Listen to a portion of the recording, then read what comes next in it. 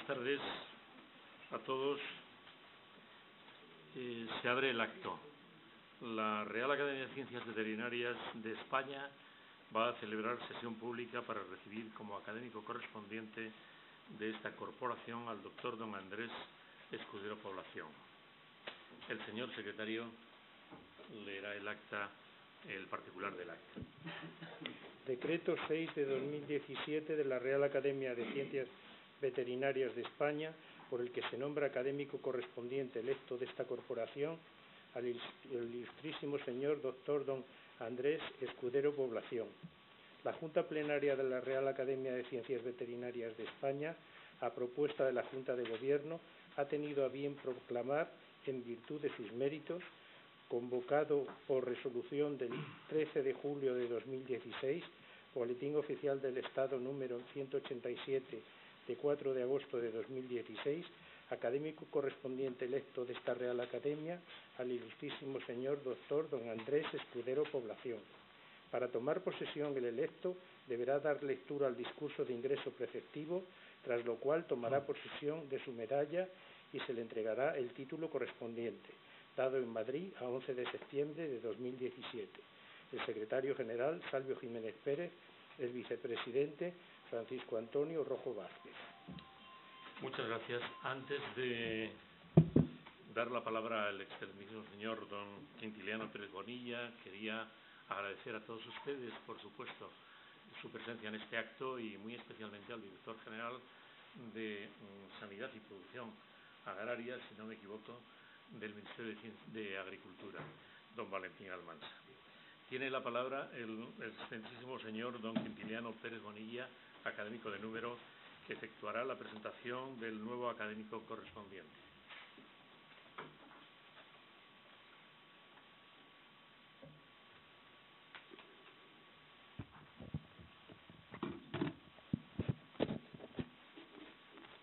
Excelentísimo señor presidente de la Real Academia de Ciencias Veterinarias de España, excelentísimo señor director general de Sanidad de la Producción Agraria, excelentísimas y excelentísimos señoras y señores académicos, miembros de la Junta Directiva, excelentísimas y excelentísimos señores académicos, autoridades, señor expresidente del Fondo Español de Garantía Agraria, señoras, señores, mis queridos amigos.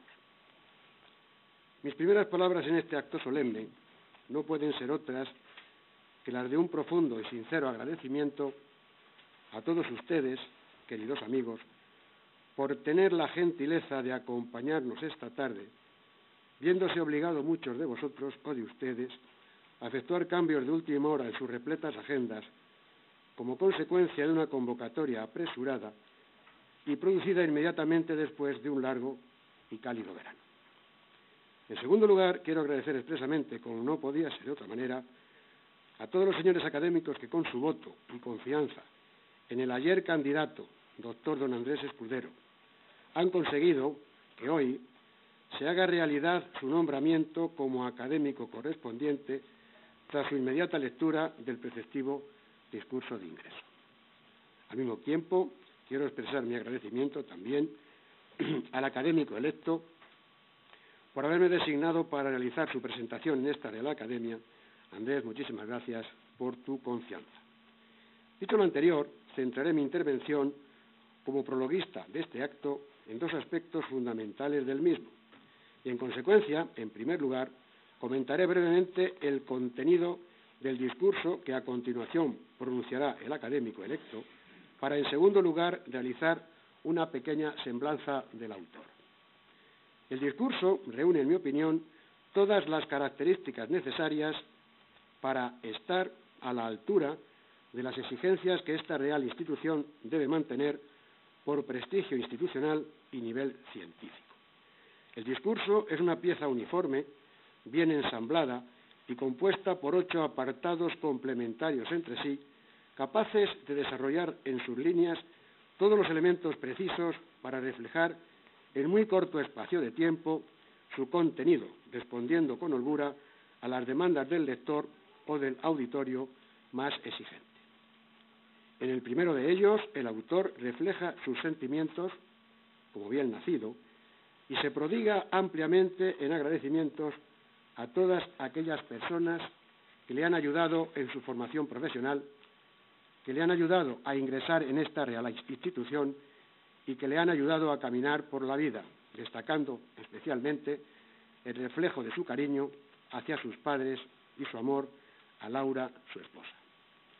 En un segundo apartado, el ya académico electo justifica ampliamente el contenido de su aportación, destacando la necesidad de buscar fórmulas efectivas y eficaces que sean capaces de monitorizar la incidencia de la contaminación en el medio ambiente, originario de un cambio climático que produce, entre otros efectos nocivos, fenómenos meteorológicos de rabiosa actualidad y de nefasta y enorme repercusión para la población en diversas zonas geográficas.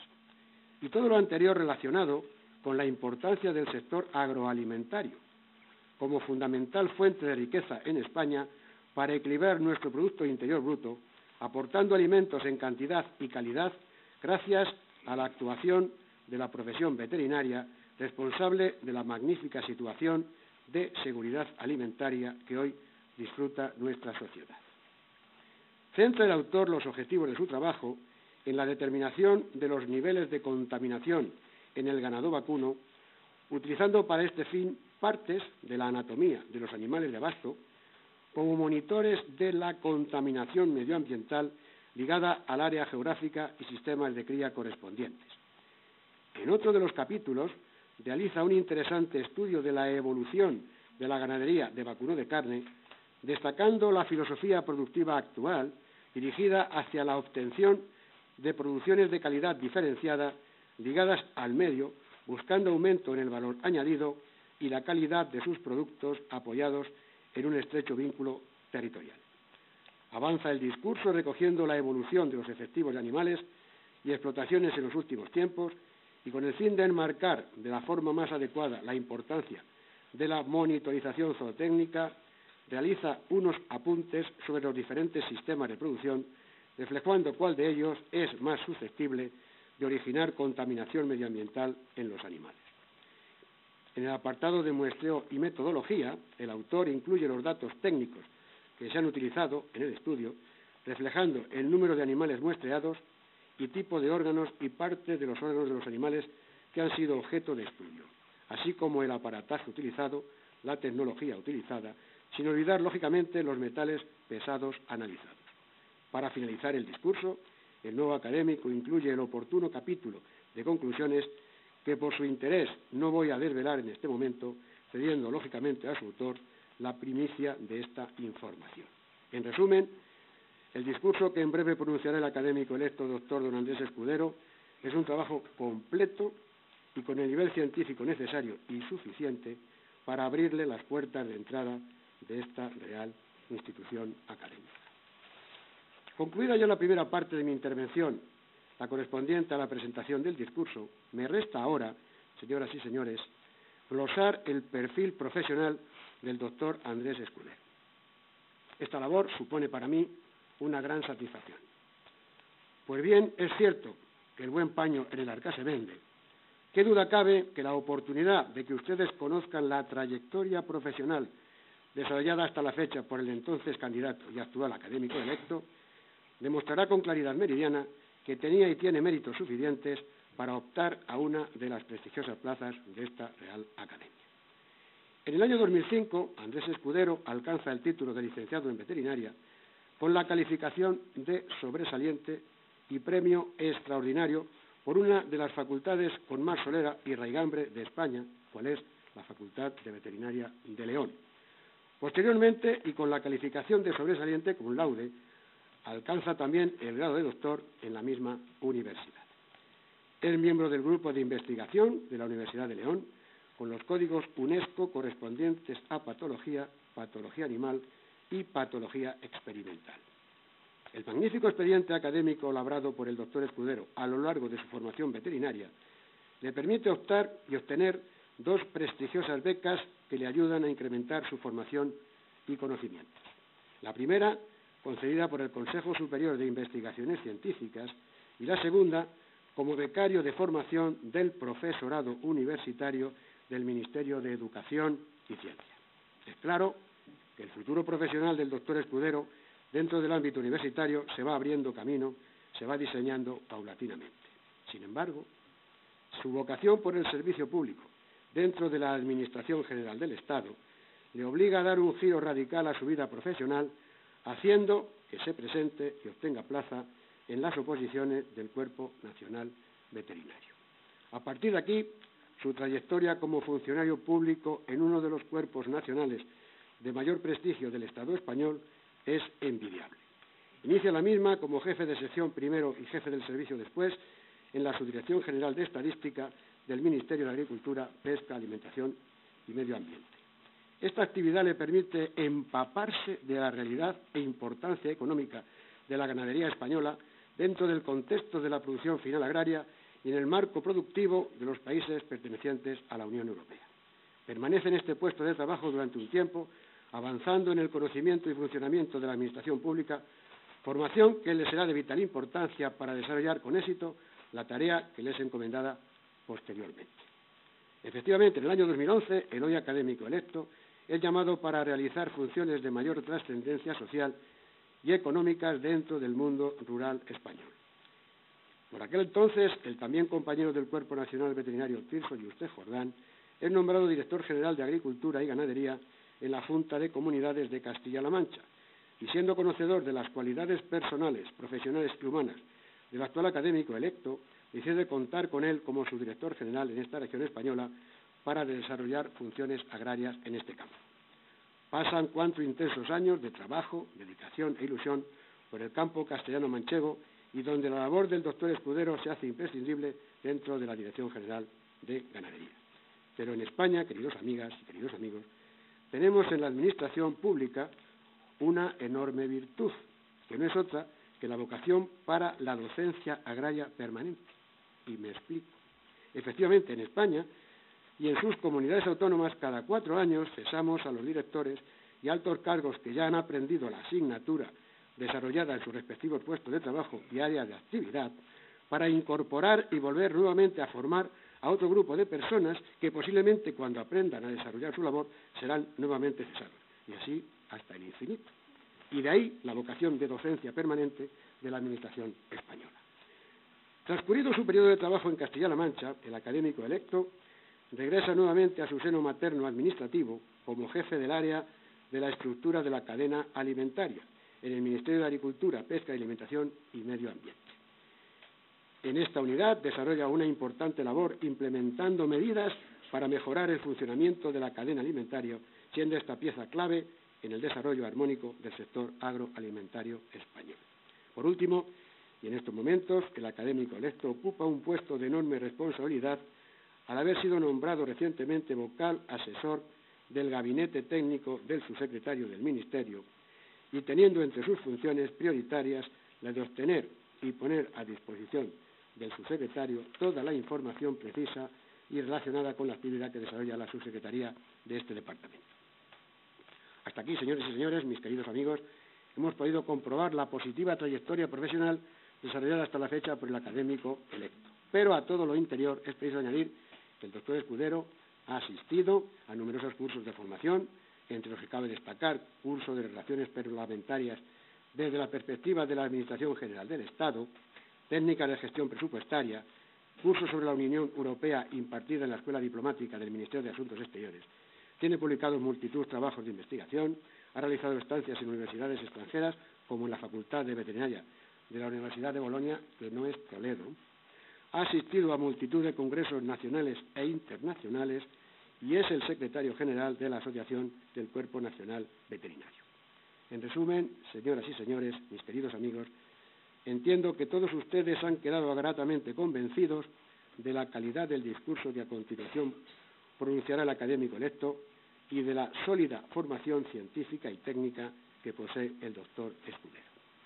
Ambos hechos son más que suficientes para demostrar que el académico electo dispone de los méritos precisos e imprescindibles que son demandados por el rigor de esta Real Corporación.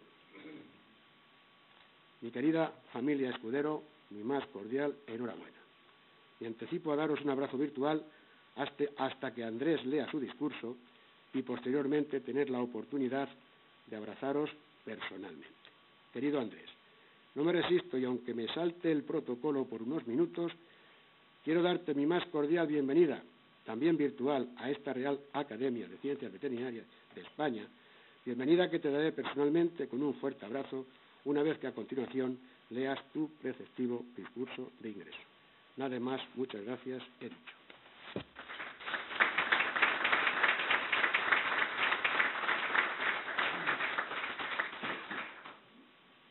Tiene la palabra el doctor don Andrés Escudero Población para dar lectura a su discurso de ingreso titulado "De la nueva algunas soluciones como modelo de eliminación de la contaminación ambiental". Buenas tardes. Excelentísimo señor Director General de Sanidad de la Producción Agraria y Jefe de los Servicios Veterinarios Españoles. Excelentísimo señor Presidente en funciones de la Real Academia. Excelentísimos académicos, miembros de la Junta Directiva. Excelentísimos, ilustrísimos señores académicos. Excelentísimo señor expresidente del Fondo Español de Garantía Agraria. Excelentísimas e ilustrísimas autoridades, señoras y señores, queridos amigos. Las Reales Academias del Instituto de España y en concreto esa docta institución vienen desempeñando en sus respectivos campos de acción una labor memorable que ha perdurado durante casi 300 años de actividad. Una actividad marcada por la promoción de la excelencia, el tesón y la actitud independiente, generosa y desprendida de sus académicos. Fue el escritor francés Jean de La Bruyère el que dijo que solo el mérito constituye el mérito de las acciones, pero es de verdad el interés lo que les da la perfección. Las Reales Academias han comprendido cómo esta valiosa tarea alcanza su cénit solo cuando es compartida con los centros de investigación, las universidades y gobiernos y todo el conjunto de la sociedad civil. La Real Academia de Ciencias Veterinarias, considero, debe continuar avanzando con ilusión y convertirse en atalaya intelectual desde la cual aviste el porvenir. Para ello debe continuar modernizándose, adaptándose y respondiendo a los nuevos retos y exigencias que demanda el contexto actual. Las Reales Academias, huyendo de la tradicional concepción que se tiene de ellas, considera el ponente, deben marchar por delante de la historia y no detrás de ella. En consecuencia, y por lo expuesto anteriormente, este solemne acto es un honor y uno de los hitos más importantes para mi persona, tanto en lo profesional como en lo emocional, y me gustaría añadir que compartirlo con todos ustedes lo hace todavía más emotivo e irrepetible. Ingresar en la Real Academia de las Ciencias Veterinarias de España significa que soy acogido por una centenaria institución en la que podemos decir, sin lugar a equivocarnos, que alberga a gran parte de las personalidades de la veterinaria española, lo que me estimula y obliga a empeñar todo mi esfuerzo intelectual en contribuir con mis humildes aportaciones al mayor y mejor desarrollo de la misma. Mi traslación hasta aquí no ha sido camino realizado en soledad, sino rodeado de grandes personas e insignes compañeros, y es por ello que, con su permiso, me dispongo a hacer un breve reconocimiento a todas aquellas personas que han formado parte de mi todavía no extensa, si me lo permiten, intensa singladura profesional. En primer lugar, como no podía ser de otra manera, el agradecimiento expreso y sincero a los excelentísimos académicos que avalaron mi solicitud y que, sin duda alguna, han sido los impulsores de mi candidatura. El excelentísimo señor doctor Leopoldo Cuéllar, el excelentísimo señor doctor Quintiliano Pérez y el excelentísimo señor doctor Rodríguez Ferri. Siendo de justicia no olvidar en ningún caso a todos los académicos de número que con su voto han considerado que soy digno de ingresar en esta institución. Aunque no me gustaría caer en el tópico, y perdónenme si me excedo en lo emocional, pero no puedo evitar mencionar a aquellos a los que le debo todo lo que soy.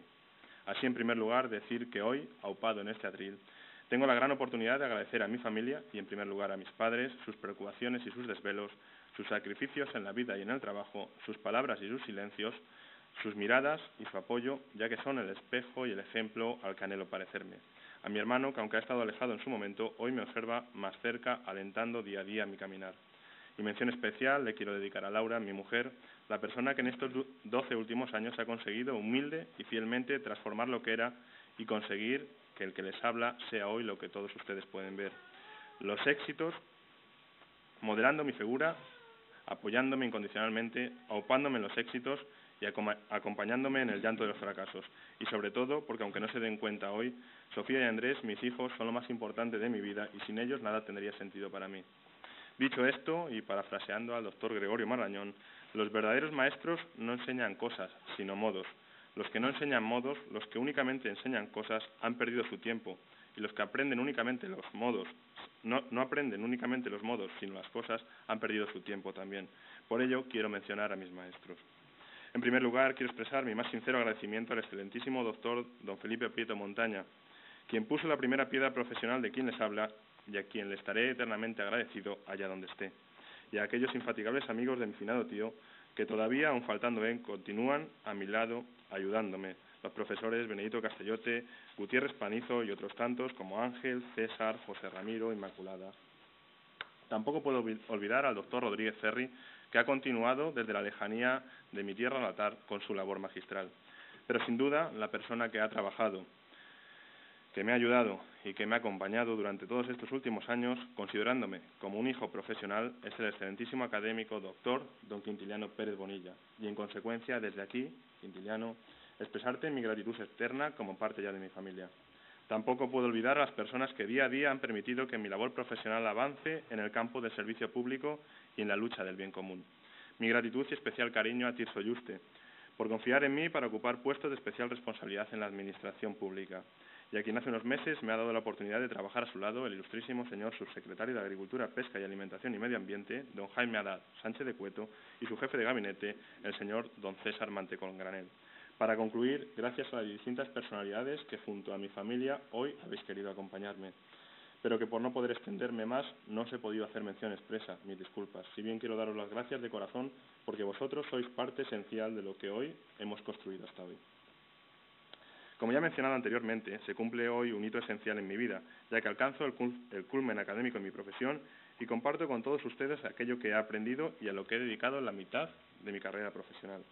Centrándome ya en el discurso, tengo que decir que la primera dificultad a la que me enfrenté cuando me comunicaron mi admisión fue la elección de un tema, ya que debía ser, al menos, interesante para el auditorio, útil para los expertos y soportable para aquellos más alejados.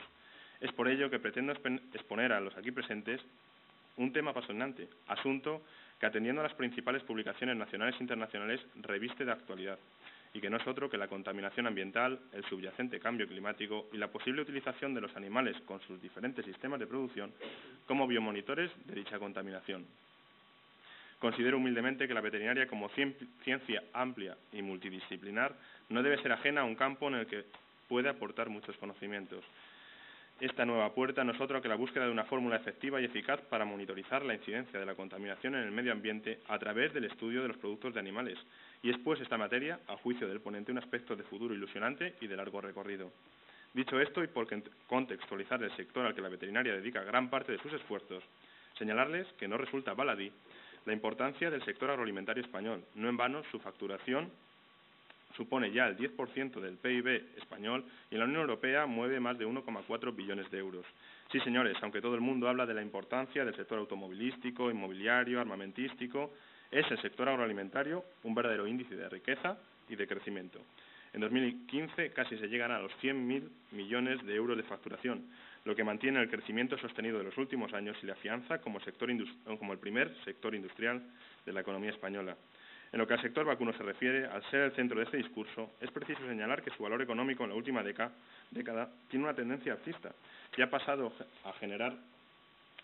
de generar 2.200 millones de euros en 2010 a casi 2.800 en 2016, incremento constante y que en el último año ha supuesto un aumento del 3%.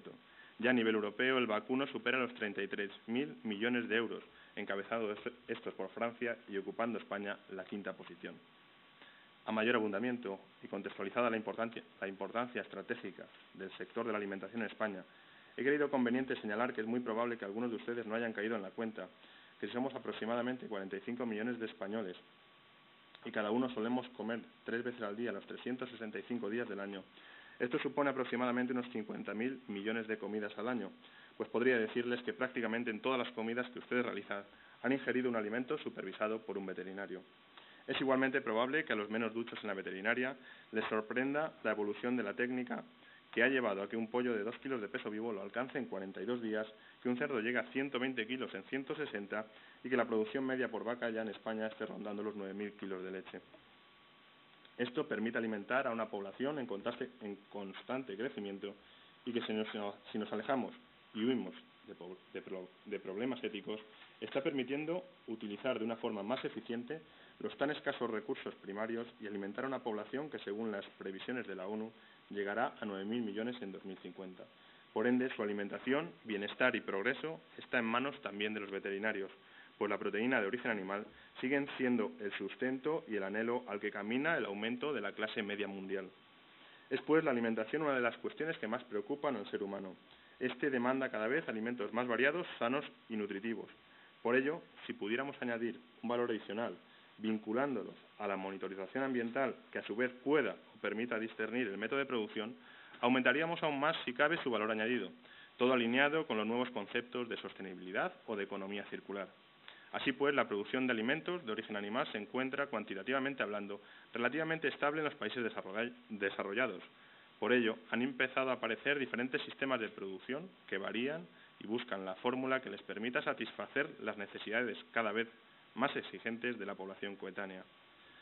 Actualmente existen corrientes de opinión pública que son realmente críticas con las prácticas intensivistas, y esto está provocando que los sistemas de producción se estén sirviendo de técnicas que complementen y permitan la máxima expresión del bienestar animal y que ofrezcan a la vez productos de exquisita calidad. Sin embargo, no por ello se puede dejar de lado la influencia que ejerce el comercio globalizado sobre los costes de la producción animal, y no podemos olvidar que el gran consumo se sigue dirigiendo a estos canales. Por lo tanto, resumiendo, hoy en día la producción animal en el mundo industrializado se encuentra bajo dos tipos de presiones. Por un lado, la presión de un mercado cada vez más global, que obliga a los ganaderos a incrementar sus producciones y a maximizar sus resultados, y por otro, desde hace años existen sistemas de producción que no buscan entrar en esa lucha cuantitativa, sino que tratan de concentrar y encontrar la rentabilidad en el valor añadido que les da a sus productos, la minimización del impacto medioambiental o mismamente el bienestar animal. Dentro de estos sistemas que buscan ese valor añadido diferencial y caminando acordes con la presión mediática, se encuentra la producción extensiva u otros sistemas denominados ligados a la tierra. En el punto intermedio podríamos encontrar aquellas producciones o sistemas semiextensivos, que amparados muchas veces por certificaciones de calidad, complementan ese necesario vínculo al medio con una finalización de los animales previo al sacrificio, donde se incrementa esa presión productivista y se mantiene en el cebadero. Y por último, un tercer sistema de producción que pretende obtener productos sanos y seguros de una forma más eficiente y en el menor tiempo posible, encuadrado en lo que vulgarmente conocemos producción intensiva. Todo ello se conjuga en un contexto social cada vez más preocupado por la contaminación ambiental, que avanza, parece, de manera inexorable. Por ello, no es menos cierto que la contaminación ambiental es un asunto de relevancia creciente y que sin duda está calando en la población a todos los niveles.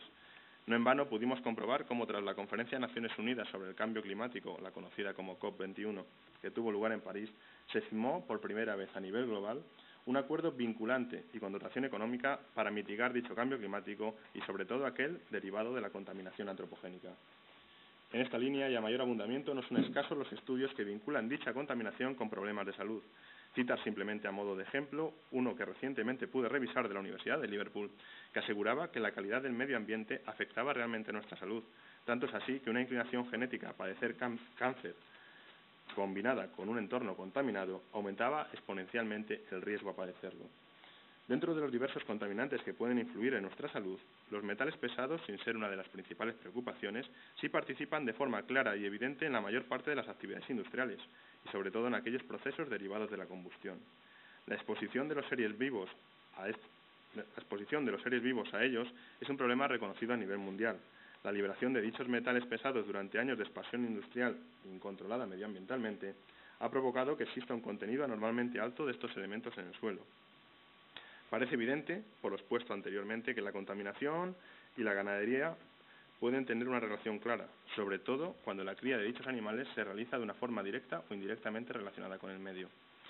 Por ello, dentro de ese vínculo citado, resultaría interesante estudiar las posibles diferencias de acumulación de metales pesados en los distintos sistemas productivos, aquellos que buscan la máxima producción y otros que se encuentran más ligados a la tierra.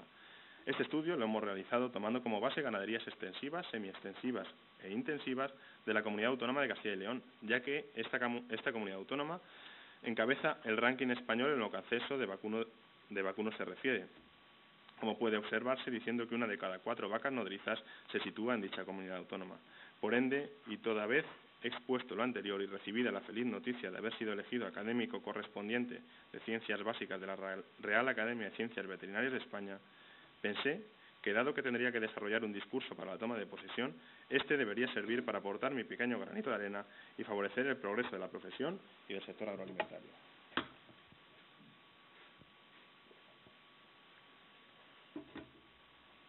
Los objetivos que nos marcamos en el estudio que les voy a mostrar vienen a complementar otros que ya se habían realizado. Si bien en este caso, como novedad, se trata de vincular el modelo productivo con el nivel de metales pesados que pudieran estar ligados a la contaminación medioambiental. Así, mediante esta breve disertación, pretendo arrojar cierta luz sobre un campo que permitiría utilizar los productos del ganado bovino, que tan usualmente consumimos, como monitores de ausencia o presencia de contaminación ambiental ligada al área y o sistema de cría. Como no todos los metales de alta densidad son especialmente tóxicos, algunos de ellos incluso son necesarios para el ser humano, hemos elegido el mercurio, el plomo, el cadmio y el arsénico, ya que considerábamos a priori que tienen potencialmente posibilidades de ser utilizados como bioindicadores y sus repercusiones en la salud pública son realmente relevantes. Comenzaremos con un breve repaso a la evolución de la ganadería española de vacuno de carne hasta la actualidad en términos muy generales. Así, con anterioridad a la Guerra Civil, la ganadería española contaba con unos censos relativamente importantes y equilibrados, si bien posteriormente, en los 30 años siguientes, la misma, se pudo observar que los censos de los animales que dependían de recursos pastables se vieron reducidos hasta un 88%. Por aquel entonces la ganadería se caracterizaba por tener un carácter eminentemente extensivo, aprovechando las bondades de las razas autóctonas y dando lugar a lo que hoy denominamos desarrollo sostenible. Pero ya a mediados de los 60 se puede observar cómo el aumento de la renta per cápita se traduce en una mayor demanda de proteínas de origen animal, que el sistema de explotación mantenido hasta el momento no podía asumir. Se dan, por ende, las primeras segregaciones entre la ganadería extensiva o tradicional y la ganadería intensiva, que empezaba a estar mucho más mecanizada. Tras nuestra entrada a lo entonces denominado Comunidad Económica Europea en 1986, se incentivó aún más la intensificación de las producciones, fruto de las primas que se encuadraban dentro del eje de la Organización Común de Mercados. El sistema inicial de lo conocido como OCM estaba basado en un régimen de precios institucionalmente altos remuneradores para los ganaderos y una garantía de compra por parte de los organismos de intervención. Si bien, tras sucesivas reformas, se fijó como objetivo controlar la producción, evitar excedentes, favorecer la extensificación y adaptar la producción comunitaria a las exigencias de los acuerdos de la Organización Mundial del Comercio. En la actualidad, la OCM vigente, el Reglamento 1379-2013, ha abandonado los precios de intervención con garantía de compra y pretende dirigir a la ganadería hacia la obtención de una producción que no compita en precios, sino en calidad, estableciendo otro tipo de garantías de seguridad de mercado.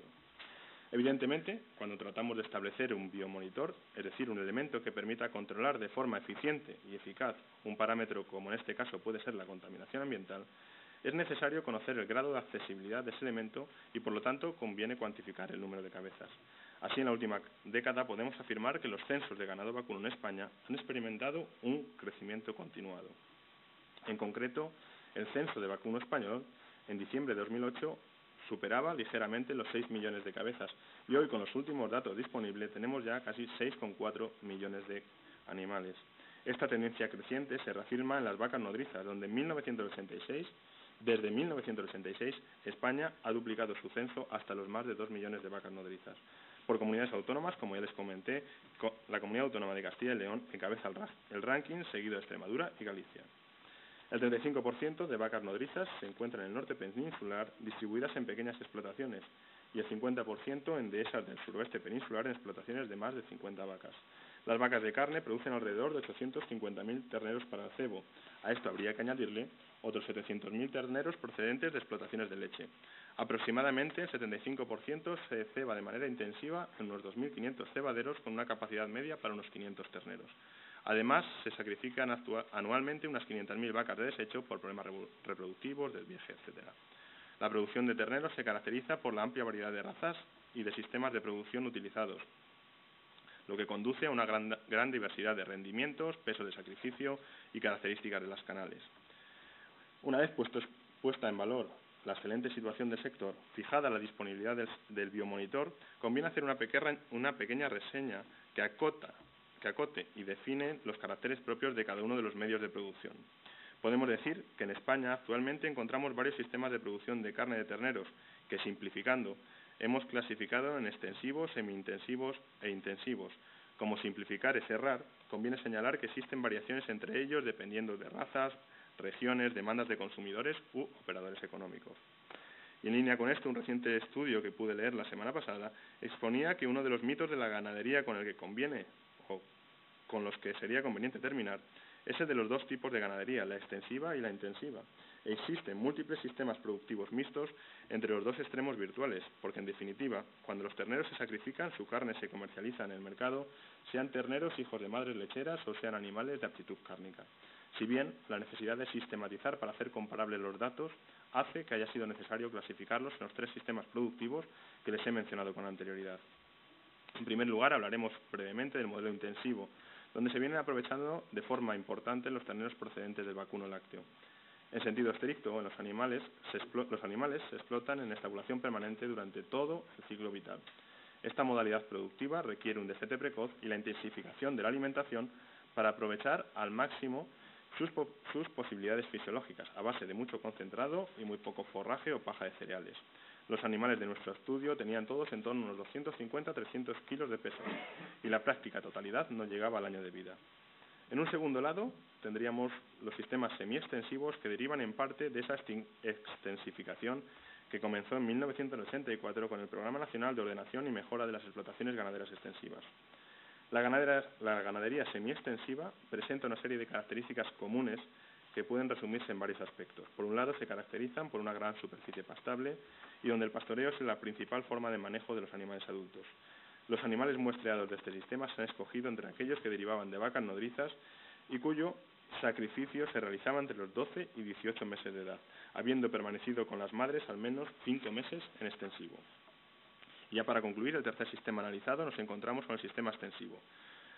En este, los animales muestreados eran animales con un acceso permanente a los pastos y donde se habían utilizado medios naturales para reducir el estrés o prevenir enfermedades. Además, se escogieron razas adaptadas al medio y durante la etapa del cebo, el 60% se exigió que fuera o estuviera constituido por forraje. En relación con la alimentación, los piensos del ganado procederán íntegramente de la explotación de la que se trate. Los animales de la muestra todos habían sido sacrificados con más de 17 meses. Se muestrearon 163 animales, de los que 62 procedían de un modelo de explotación intensivo, 64 semiextensivo y 37 extensivo. Las muestras que lo fueron de los órganos diana o que mayor se consumen. Así se obtuvieron muestras del riñón derecho, el lóbulo cuadrado del hígado, sangre y pilar izquierdo del diafragma. Una vez en el laboratorio, las muestras se limpiaron de grasa, tejido conectivo y principales vasos sanguíneos. La determinación la llevamos a cabo mediante espectroscopía de masas con fuente de plasma acoplado. En primer lugar, empezaremos por los resultados del plomo, metal que ya Hipócrates en el año 400 a.C. había descrito. Este es un elemento tóxico al que nunca se le ha encontrado función fisiológica alguna y al que su uso histórico en la gasolina o en la construcción le ha convertido en uno de los principales contaminantes medioambientales. Es frecuente que gran cantidad del plomo liberado al medio ambiente quede en los sedimentos de los ríos, haciendo esto que algunas vacas puedan ingerir plomo al beber. Decir, por otro lado, que el plomo absorbido por la planta es escaso, por lo que los animales ingieren principalmente el plomo debido a la ingestión directa del suelo, o comiendo alimentos compuestos contaminados por suciedad o por tierra con partículas de plomo. De hecho, se ha estimado que más del 18% de la materia seca que el vacuno ingiere en extensivo es suelo, y por lo tanto parece razonable asumir que cuando pastan, como media de todo lo que ingieren, un 10% es tierra. La contaminación del suelo, por lo tanto, es uno de los elementos más importantes a la hora de valorar la epidemiología de la intoxicación crónica por plomo. Además, existen prácticas ganaderas que incrementan la posibilidad de los altos niveles de plomo en los tejidos corporales, como pueden ser el sobrepastoreo y, por ende, la altura del pasto, entendiendo como tal una hierba que tenga una longitud menor de 6 centímetros, lo que ocasiona que el ganado vacuno ingiera todavía más tierra. Hemos de decir que es uno de los metales más monitorizados del mundo. De hecho, existe un programa de la Organización Mundial de la Salud con una línea de investigación prioritaria en base al plomo. Cuando nuestros resultados los comparamos con los hallados por otros autores, pudimos comprobar que el ganado vacuno de nuestra muestra tiene unos niveles inferiores a los localizados en las zonas de contaminación de otros puntos de Europa no pertenecientes a la Unión Europea. De hecho, nuestros valores se acercarían más a los encontrados por distintos autores en España u otros países europeos. Esto se podría deber, creemos, a la prohibición desde hace unos años de la utilización del plomo en los contaminantes fósiles, o de la reglamentación comunitaria, que sería mucho más estricta a la hora de controlar la ingestión de metales en piensos. Así podemos afirmar que ninguna de las muestras ha superado los niveles de plomo determinados por el Reglamento 1881 de 2006, que es el que fija el contenido máximo de estos contaminantes en productos de origen animal. Cuando relacionamos la presencia de este contaminante con el sistema productivo, nos sorprendió comprobar que a nivel hepático el plomo presentó una concentración estadísticamente significativa y superior en los animales criados en régimen extensivo. De hecho, la media encontrada en el régimen extensivo fue entre 3 y 4 veces superior a los del sistema intensivo y semi-intensivo. En cambio, no se apreciaron diferencias estadísticamente significativas entre los sistemas semi-extensivo e intensivo. Con respecto a los valores máximos, hemos de decir que el valor máximo absoluto, como cabría esperar tras observar las medias ponderadas, se encontró en el régimen extensivo. Al hacer el estudio comparativo con otros países del plomo hepático, se pudo comprobar que la relación entre la contaminación de la concentración tisular está relacionada directamente con la distancia a las áreas no contaminadas o a las áreas contaminadas. A nivel muscular, el estudio no es relevante porque tuvimos un escaso número de muestras por encima de los límites de detección.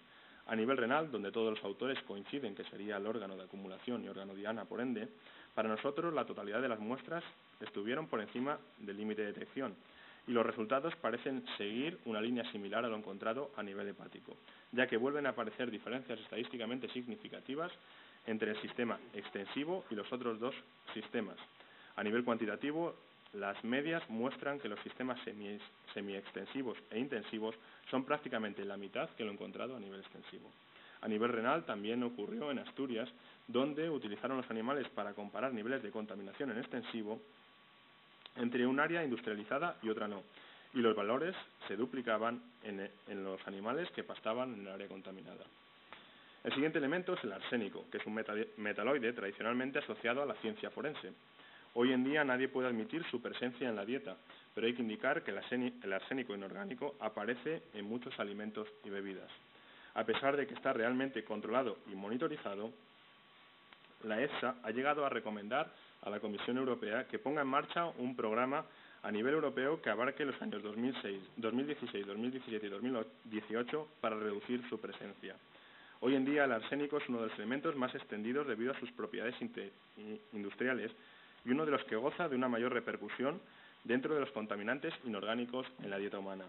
De acuerdo con la OMS, hay más de 20 países que tienen una contaminación seria en sus aguas subterráneas.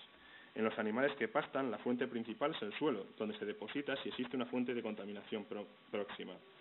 También puede ser causa de intoxicación los herbicidas arsenicales o la contaminación derivada de ingestión de aguas contaminadas. Por otro lado, la ingestión del arsénico a través de la ingesta de forraje depende además de otros factores indirectos, como las condiciones redox, el pH, la actividad microbiológica o incluso la planta del que se trate. Como muestra de la importancia que tiene la absorción vía digestiva en animales en extensivo, cabe señalar un artículo que encontramos en el que solamente se encontraron concentraciones de arsénico en los órganos de aquellos animales que pastaban en lugares donde la concentración del suelo superaba los 20 miligramos por kilogramo. Comenzamos, como en el caso anterior, con los niveles hepáticos de arsénico. Así, en este caso, también el régimen extensivo presentaba valores 3 veces superiores al régimen intensivo, con lo que evidentemente aparecieron diferencias significativas, no existiendo tampoco diferencias significativas entre intensivo y semiextensivo. De la misma manera, también los valores que nosotros hemos encontrado en este estudio son inferiores a los encontrados en otras áreas que los autores calificaban como contaminadas, por lo que no son pocos los autores, como Eisley, que consideran que el arsénico hepático es un indicador directo de lo ingerido y, por ende, de la traslación del arsénico medioambiental a la cadena alimentaria. A nivel renal, el arsénico, todas las muestras estuvieron por encima del límite de detección y ha sido el órgano donde se encontraron unas mayores concentraciones. Al estudiar las posibles diferencias dependiendo del sistema de producción, aparecieron mayores concentraciones en el régimen de extensivo, que presentaba igualmente niveles estadísticamente mayores que los otros dos sistemas que no presentaban diferencias entre ellos. Analizar el músculo y la sangre como órganos dianas y derivado de que obtuvimos valores por debajo del límite de detección en un elevado número de muestras, los resultados no tuvieron relevancia significativa. El tercero de los metales pesados analizados como indicador de contaminación es el mercurio, que es sin duda uno de los metales más antiguos, hasta tal punto que se le ha encuadrado dentro de los denominados viejos, y su descubrimiento se ha fechado hace más de 3.000 años. Aparte de su uso en la búsqueda de la transmutación de otros metales en oro, también ha sido utilizado con fines medicinales. Se ha utilizado de forma masiva hasta nuestros días, debido principalmente a sus propiedades químicas. A pesar de que el mercurio de manera natural no se encuentra en cantidades importantes en el medio ambiente, pueden aparecer residuos de forma frecuente debido a la contaminación derivada de las prácticas agrarias y a la actividad industrial. Existen numerosos documentos científicos que atestiguan gran cantidad de intoxicaciones alimentarias derivadas de la ingestión de alimentos de origen animal contaminado. Esto es debido al amplio uso industrial que ha tenido este metal a través de los siglos. Gran parte de esta contaminación de origen animal se debe a la utilización del mercurio como fungicida, si bien esta utilización ha ido decreciendo conforme se conocían más datos de su toxicidad y tras varias iniciativas de la Comisión Europea. Así, en los últimos años podemos decir que ha descendido la emisión de mercurio a la atmósfera por parte de Europa y Norteamérica, pero se ha incrementado en más de un 50% en Asia, especialmente en China, lo que origina que más de la mitad del mercurio liberado al medio ambiente proceda de este país. Los principales usos del mercurio en la actualidad se centran en la producción de instrumentos eléctricos, llegando este uso a suponer la mitad de casi todo el mercurio producido. A pesar de su peligrosidad, son realmente muy pocas las publicaciones que incluyen este metal en tejidos animales terrestres. Así, nuestros valores de nivel hepático y muscular estuvieron por debajo del límite de detección en más de un 99% de las muestras analizadas, a pesar de que obtuvimos un buen valor de recuperación. Esto estaría de acuerdo con casi todos los autores consultados. Analizar su carácter de biomonitor solo sería factible hacerlo cuando se examinan los resultados a nivel renal, donde el 90% de las muestras que superaron el límite de detección procedían de animales alimentados de forma extensiva. A nivel sanguíneo, tan solo 7 muestras estuvieron por encima del límite de detección, lo que carece también de significación. Si bien me gustaría mencionar un estudio, a mi juicio relevante, que se llevó a cabo en Galicia, con animales de entre 6 y 10 meses criados en extensivo. Estos animales habían sido alimentados con forraje local en granjas estratégicamente situadas con respecto a fuentes antropogénicas de mercurio, en este caso centrales térmicas de carbón, determinándose que la concentración corporal en los animales estaba correlacionada negativamente a la distancia de esas granjas respecto de la fuente, sobre todo a nivel renal. Ya por último, el cadmio, al contrario que el plomo o el mercurio, es un metal relativamente nuevo. Fue descubierto en 1817. Cuando se descubrió, hace ya casi 2 siglos, su uso no estaba generalizado. Pero esto ha cambiado hoy en día y el cadmio es empleado en gran medida en la industria química. Desafortunadamente, además de presentar un amplio uso industrial, presenta una alta toxicidad, hasta tal punto que se ha descrito como uno de los elementos traza más peligrosos actualmente para el hombre. El cadmio es un elemento altamente reactivo y una vez absorbido por el animal no se excreta prácticamente en el organismo. Y es que existen estudios como los de Alonso y colaboradores que señalan que la carne y los productos de origen animal pueden contribuir entre un 11 y un 21% de la ingesta total de cadmio. Se libera al medio ambiente principalmente a través de las aguas residuales, la incineración de la basura y la contaminación difusa de los suelos agrícolas causadas por los fertilizantes. De hecho, en ciertas zonas se ha demostrado que está aumentando el contenido en cadmio en los alimentos. Esto se debe a la reutilización de las aguas residuales corregidas, ya que al aumentar el contenido en cadmio en el suelo, aumenta la absorción del metal por las plantas. Otros autores señalan, en cambio, que no se ha observado que su uso como fertilizante para los pastos resulte tóxico, si bien remarcan que los superfosfatos suelen presentar una alta concentración de cadmio. Otro de los compuestos con acción tóxica utilizados de forma habitual son los fungicidas. Adicionalmente, y por otro lado, se ha constatado que existe una traslocación del cadmio a través del aire, pudiéndose encontrar a largas distancias de la fuente de emisión, sea antropogénica o no. Este cadmio se acumularía principalmente en la capa superficial del suelo y es ingerido por el ganado en pastoreo. La deposición atmosférica, según la Agencia Europea de Seguridad Alimentaria, sería la siguiente causa de contaminación por cadmio de los terrenos pastables. Se puede decir de forma general que en la mayor parte del mundo desarrollado la utilización de cadmio en los fosfatos está disminuyendo, si bien no es baladí la exposición al cadmio derivada del consumo de carne y su presencia en los alimentos para los animales su límite ha sido recientemente reducido por el Reglamento 1275/2013. Cuando examinamos las posibles diferencias entre las muestras provenientes de los distintos sistemas de explotación, sí que evidentemente aparecieron diferencias. Así, el sistema extensivo, a nivel de acumulación hepática, provocó que la concentración media fuera mayor en los animales explotados en dicho régimen. Por el contrario, los resultados obtenidos no permiten encontrar diferencias significativas entre el sistema semi-extensivo y el sistema intensivo. Nuestros resultados son similares a los encontrados en otros estudios en España, pero realmente inferiores a otras zonas contaminadas de Holanda y Bélgica. A nivel renal, todas las muestras estuvieran por encima del límite de detección y sí encontramos diferencias significativas entre grupos, al igual que a nivel hepático. En el caso del cadmio muscular, al igual que en el caso sanguíneo, tenemos gran cantidad de muestras por debajo del límite de detección, con lo que no tenemos valores estadísticamente significativos. Al igual que en los casos anteriores, la edad de los animales en el ganado extensivo, semiextensivo o la acidez del terreno, que aumenta la captación de cadmio por la planta, influyeron sin duda en la acumulación de cadmio. Además, hemos comentado que en los rumiantes debemos tener en cuenta que consumen tierra del suelo directamente, contribuyendo por ende a aumentar la exposición individual. Pero que en este caso se suma que los alimentos herbáceos presentan una mayor cantidad de cadmio o capacidad de absorberlo. Las concentraciones de cadmio que se han encontrado cuando son comparadas con otros autores se comprueba que son inferiores a la mayoría de estudios consultados en España. Por otro lado, y a modo de curiosidad, señalar que hay estudios en ganado porcino donde ya se ha estudiado la relación de los niveles encontrados de cadmio en animales extensivos e intensivos, advirtiendo que son los extensivos los que presentan mayor concentración. Como último punto, y dada la influencia que parece evidente para el auditorio que la diferencia de edad de sacrificio de los animales, dependiendo del sistema de explotación, puede influir, consideramos constatar algo que parece evidente, y es que en todos aquellos territorios orgánicos donde el número de muestras era suficiente para realizar un estudio estadístico, existió una correlación positiva entre la edad y la concentración del metal medida. Esto, sin duda, ha influido en los resultados de nuestro estudio, pero lo que se pretendía analizar era la correlación entre los sistemas de producción, sin alterar la fórmula de cría y tal y cómo se liberan al consumo. Es decir, los animales extensivos los consumimos con más tiempo de cría para alcanzar el peso de comercialización que los animales semiextensivos y estos más que los intensivos. En definitiva, y ya de verdad para concluir, de forma general, y hablando del plomo, cadmio, mercurio y arsénico, los niveles fueron inferiores a lo encontrado fuera de España en zonas contaminadas y similares o ligeramente inferiores a lo encontrado en zonas no contaminadas de España. Según la literatura consultada, las mayores fuentes de elementos tóxicos y traza en los suelos agrícolas serían por este orden: deposición atmosférica, abonos orgánicos y fertilizantes tanto agroquímicos como minerales.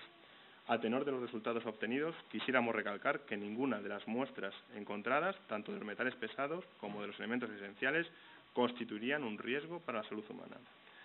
Para el plomo, cadmio y arsénico se han detectado una mayor cantidad en los animales provenientes del sistema de explotación extensiva. Esta diferencia ha sido estadísticamente significativa en la gran mayoría de los casos, y las concentraciones medias halladas en ganado vacuno criado en régimen intensivo fueron sensiblemente inferiores a los otros dos sistemas. La explicación la sentamos en que el sistema extensivo y semiextensivo, los animales permanecen la mayor parte de su vida pastando, lo que conduce que hasta un 18% de la materia seca ingerida proceda del suelo, con las consiguientes implicaciones que esto tiene en la ingestión de partículas no deseadas adheridas al mismo. A mayor abundamiento se podría atribuir igualmente la mayor edad del sacrificio de los animales, ya que estos precisan más tiempo para alcanzar el peso del sacrificio. En definitiva, por todo lo expuesto y revisada la bibliografía, se puede decir que existe una fuerte correlación entre las zonas contaminadas y la acumulación de metales pesados en bovino, incrementada sobre todo en aquellos animales que tienen contacto con el medio, como son los regímenes extensivos. Por lo que se podría concluir, recapitulando el título de esta conferencia, que el ganado vacuno sí sería un buen monitor para controlar la contaminación ambiental. He dicho.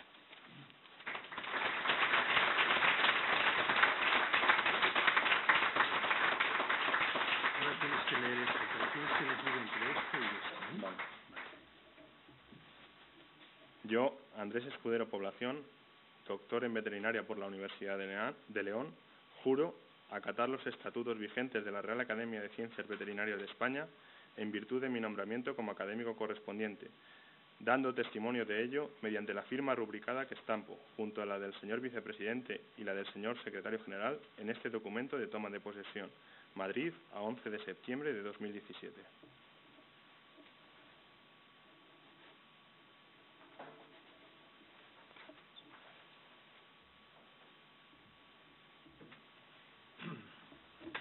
Muy bien. Por favor, acérquese.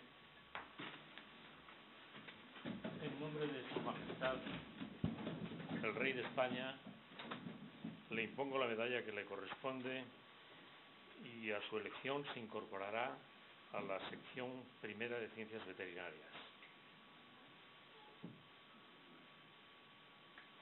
Igualmente, le entrego el diploma acreditativo de su condición de académico.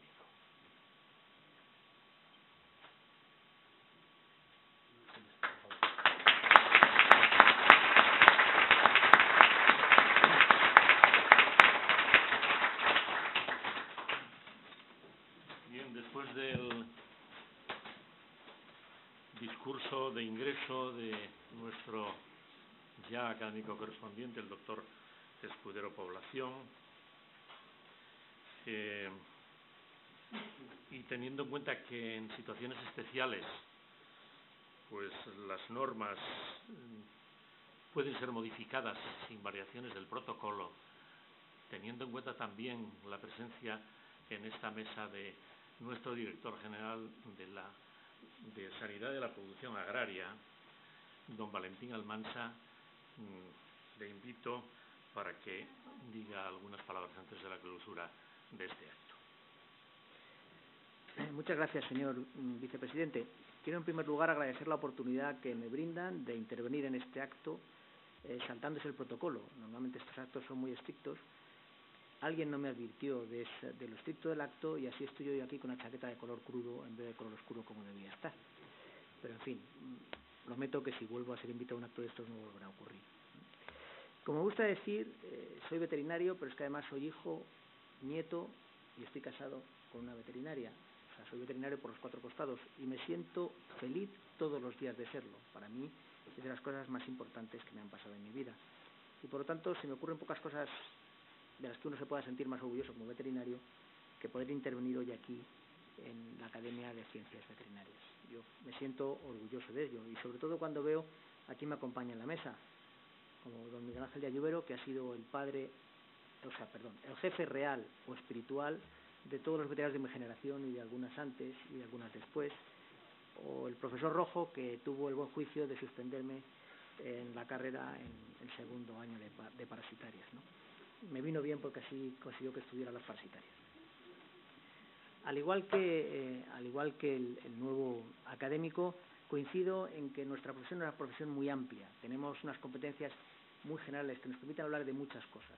No solo somos médicos de animales, que lo somos desde luego, también tenemos una profesión puramente económica, nos encargamos de la producción, de los mercados, del medio ambiente, del bienestar animal. Por tanto, creo que tenemos una profesión muy rica, con una gran amplitud de posibilidades.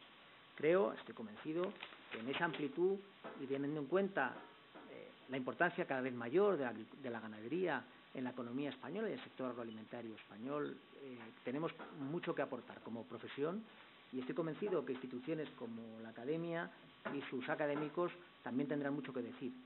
Todo lo que seamos capaces de aportar será para el bien de un sector de enorme importancia para la economía española y, por lo tanto, para la propia riqueza del país. Terminar sencillamente dándole la enhorabuena al nuevo académico, felicitándole por el discurso. Creo que sencillamente su enfoque del problema ha sido muy interesante, a mí al menos me lo ha resultado, y deseándole a él y a toda esta institución toda clase de éxitos para el futuro. Muchas gracias, señor vicepresidente.